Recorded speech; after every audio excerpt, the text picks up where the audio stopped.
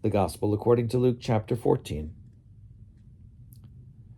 On one occasion, when Jesus was going to the house of a leader of the Pharisees to eat a meal on the Sabbath, they were watching him closely.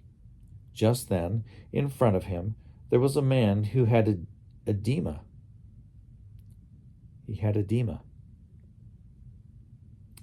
And Jesus asked the experts in the law and Pharisees, "Is it lawful to cure people on the Sabbath or not?"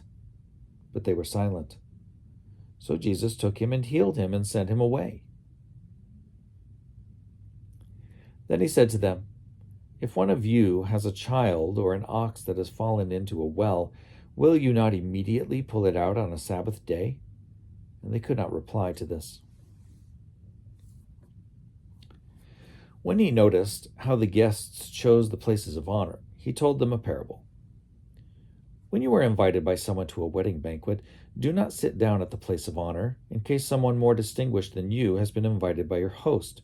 And the host, who invited both of you, may come and say to you, "Give this person your place," and then in disgrace you would start to take the lowest place. But when you are invited, go and sit down at the lowest place, so that when your host comes, he may say to you, "Friend, move up higher."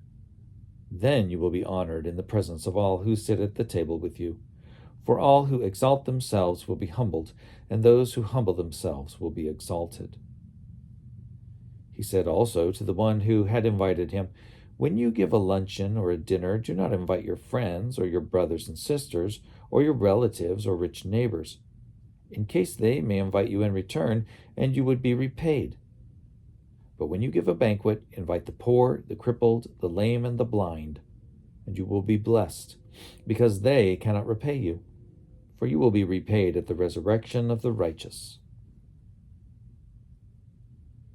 One of the dinner guests, on hearing this, said to him, "Blessed is anyone who will eat bread in the kingdom of God." Then Jesus said to him, "Someone gave a great dinner and invited many. At the time for the dinner, he sent his slave to say to those who had been invited, 'Come, for everything is ready now.'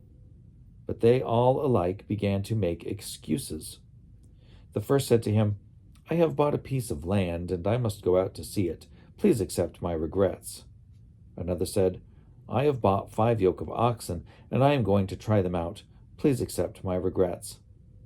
Another said, 'I have just been married, and therefore I cannot come.' So the slave returned and reported this to his master. Then the owner of the house became angry and said to his slave, 'Go out at once into the streets and lanes of the town and bring in the poor, the crippled, the blind, and the lame.' And the slave said, 'Sir, what you ordered has been done, and there is still room.' Then the master said to the slave, 'Go out into the roads and lanes and compel people to come in, so that my house may be filled. For I tell you, none of those who were invited will taste my dinner.' Now, large crowds were traveling with him, and he turned and said to them, 'Whoever comes to me and does not hate father and mother, wife and children, brothers and sisters, yes, and even life itself, cannot be my disciple. Whoever does not carry the cross and follow me cannot be my disciple. For which of you, intending to build a tower, does not first sit down and estimate the cost to see whether he has enough to complete it? Otherwise, when he has laid a foundation and is not able to finish, all will see it and begin to ridicule him, saying, 'This fellow began to build and was not able to finish.' Or what king, going out to wage war against another king, will not sit down first and consider whether he is able, with 10,000, to oppose the one who comes against him with 20,000?